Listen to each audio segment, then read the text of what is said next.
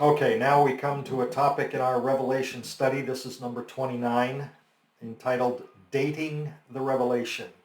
This topic will be one that different people see in different ways. So let me explain to you how I see it and why I see it that way. There are two primary views about when the Revelation was written. Some, primarily those in what we call the preterist camp, think it was written around prior to 70 AD. Or around 65 or 66, roughly then. The other view is that the Revelation was written near the very end of the first century, probably around 95 AD. The early date is supported by some historical sources. Of course, it's required if one is to understand the Revelation, and especially the letters to the churches, as speaking primarily about the fall of Jerusalem. Those who think the early date is correct may use Revelation 11, 1 and 2, which reads, "Then there was given to me a measuring rod like a staff, and someone said, 'Get up and measure the temple of God and the altar, and those who worship in it. Leave out the courtyard, which is outside the temple, and do not measure it, because it has been given to the nations, and they will trample the holy city for 42 months. The argument views this passage as requiring that there was a temple in Jerusalem at the time John wrote this. The second argument from the Revelation is based on Revelation 17, 1 through 16, which speaks of 7 kings. The contention for this is that the 7 kings were a succession of Roman emperors, and that one is, the one who's currently ruling, is Nero, and the other yet to come is Galba.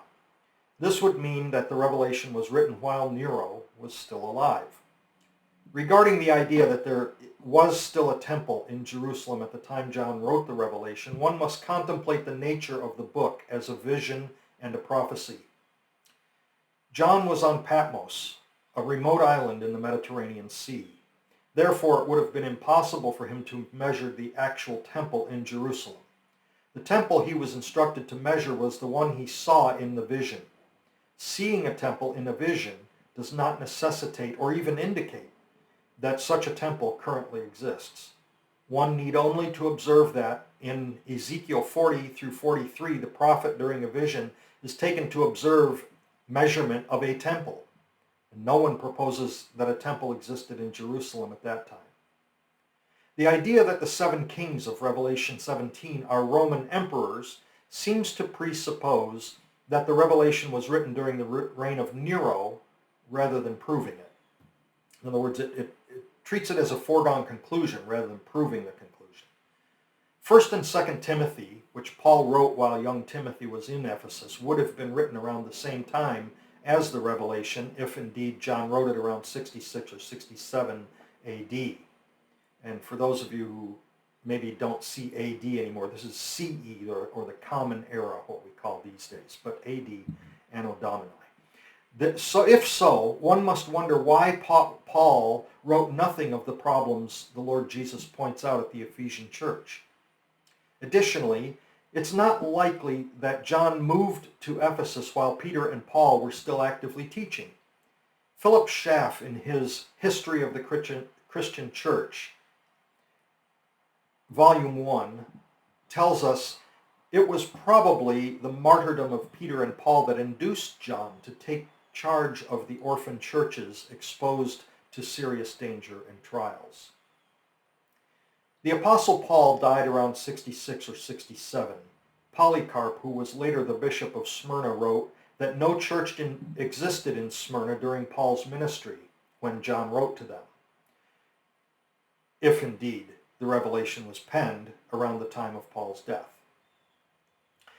John was enduring banishment on the island of Patmos, according to Revelation 1:9, when writing the Revelation. Nero killed Peter and Paul, so why wouldn't John have also been killed at the same time? Banishment of Christians was common under Domitian, but there doesn't appear to be evidence of Nero banishing Christians. Further, as we look at the letters to the churches and read of the problems they faced, we might ask ourselves whether these churches appear to be in a state we might expect for first-generation Christians, or does it seem that perhaps a second generation has arisen? Recognizing true apostles and prophets is a problem mentioned in the Revelation letters.